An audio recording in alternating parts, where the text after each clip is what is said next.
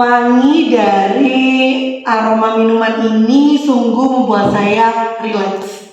Karena itu kali ini saya mohon izin untuk menyampaikan pemaparan materi mengenai koneksi antar materi di modul 2.2 pembelajaran sosial emosional. Assalamualaikum warahmatullahi wabarakatuh. Kembali lagi dengan saya Aida Nur Aini. Nah, tadi meminum minuman favorit itu sering saya lakukan untuk membuat diri saya itu sadar penuh atau dalam keadaan yang mindfulness. Karena sebenarnya semua orang itu membutuhkan keadaan mindfulness tersebut. Kenapa seperti itu? Karena apabila kita ingin membuat sebuah keputusan yang didasarkan oleh logika, maka diri kita itu harus mindfulness atau kesadaran diri penuh. Karena kalau tidak, maka yang bekerja terlebih dahulu itu adalah kerja otak yang lebih cepat atau otak emosi.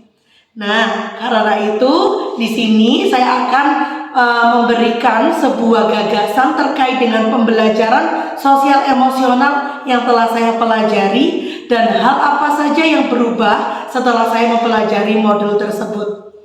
Dulu sebelum saya mempelajari mengenai modul pembelajaran sosial emosional, saya merasa bahwa pembelajaran itu hanya sekedar cukup berpusat pada peserta didik atau berpusat pada murid. Ketika guru menjelaskan seperti itu sudah selesai tugas guru. Tapi nyatanya itu belum selesai.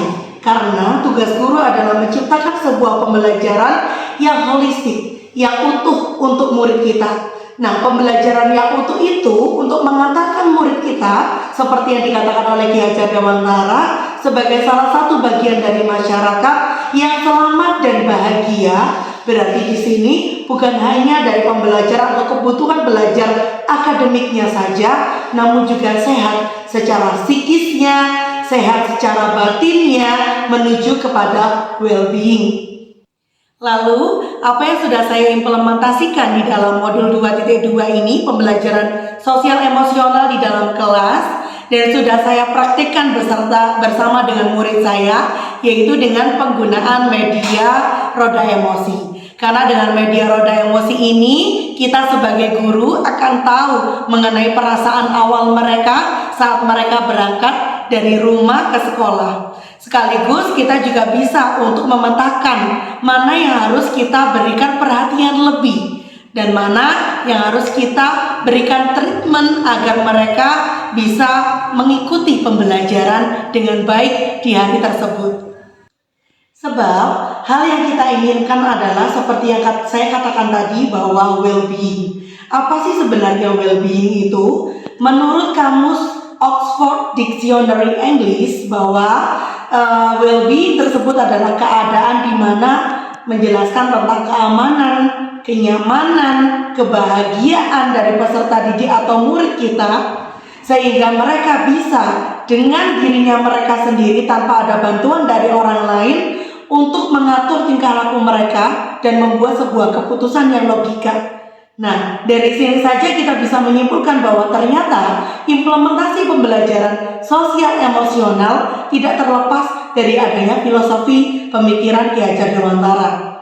Bahwa di dalam filosofi pemikiran Ki Hajar Dewantara tersebut jelas dikemukakan seseorang manusia pembelajaran ini diharapkan menjadi seorang yang merdeka, yang mampu berdiri di atas kemampuannya sendiri dan tidak ada bantuan dari orang lain.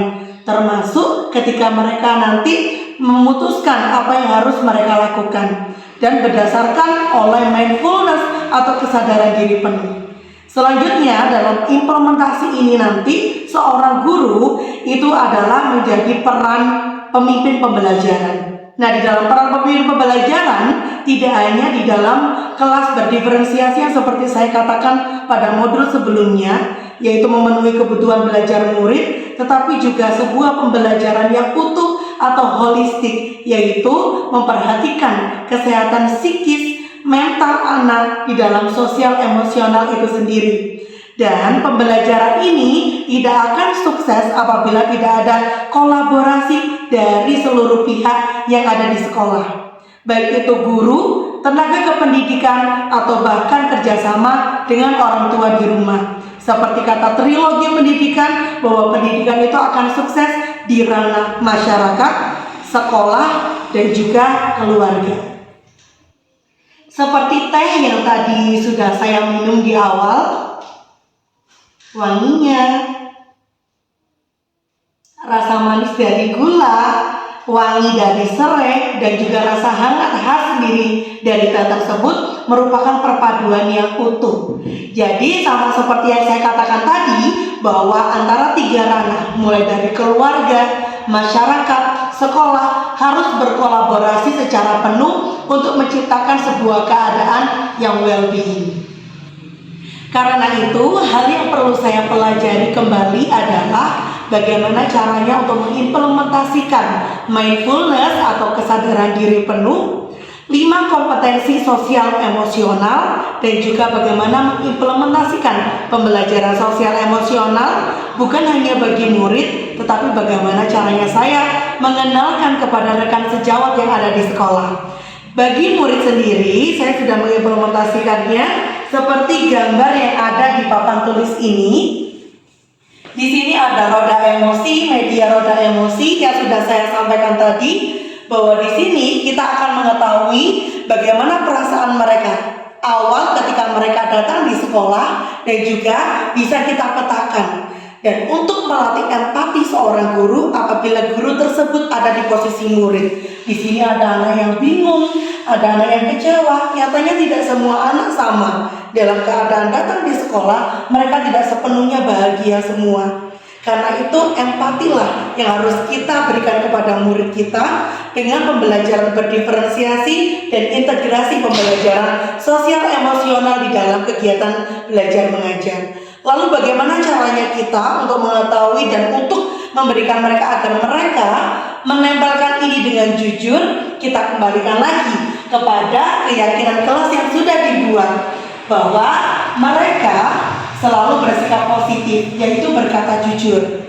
Kita tekankan lagi bahwa ternyata semua yang telah mereka lakukan itu saling berkesinambungan dan juga saling melengkapi. Lalu bagaimana dengan rekan sejawat? Untuk rekan sejawat hendaknya diintegrasikan di dalam rapat ataupun kegiatan yang melibatkan rekan sejawat, baik itu pendidik dan tenaga kependidikan yang ada di sekolah, untuk menerapkan pembelajaran sosial emosional. Entah itu mindfulness, bagaimana cara mereka untuk memanfaatkan hobi untuk meningkatkan kesadaran penuh mereka, agar mereka pun siap mengimplementasikan pembelajaran sosial emosional. Selain dengan roda emosi ini, sebenarnya banyak sekali caranya. Dengan metode STOP atau berhenti sejenak, tarik nafas dalam, observasi apa yang terjadi dalam tubuh kita, baru kita lanjutkan lagi aktivitas apa. Nah, itu juga bisa digunakan sebagai integrasi pembelajaran sosial emosional di dalam kegiatan belajar mengajar. Lalu selain itu bagaimana lagi? Ada pengajaran eksplisit, di mana di dalam pengajaran eksplisit itu dengan menggunakan proyek. Jadi P5 kita kembangkan kepada murid kita, lalu kolaborasi dengan seluruh guru ataupun pendidik dan tenaga kependidikan di sekolah untuk mencapai sebuah kata well-being. Baik Bapak Ibu guru hebat, teruslah semangat untuk tergerak, bergerak, menggerakkan. Demikianlah tadi yang bisa saya sampaikan di dalam koneksi antar materi modul 2.2 pembelajaran sosial emosional. Semoga bermanfaat dan mohon maaf apabila ada kekurangan. Saya Aida Nuraini.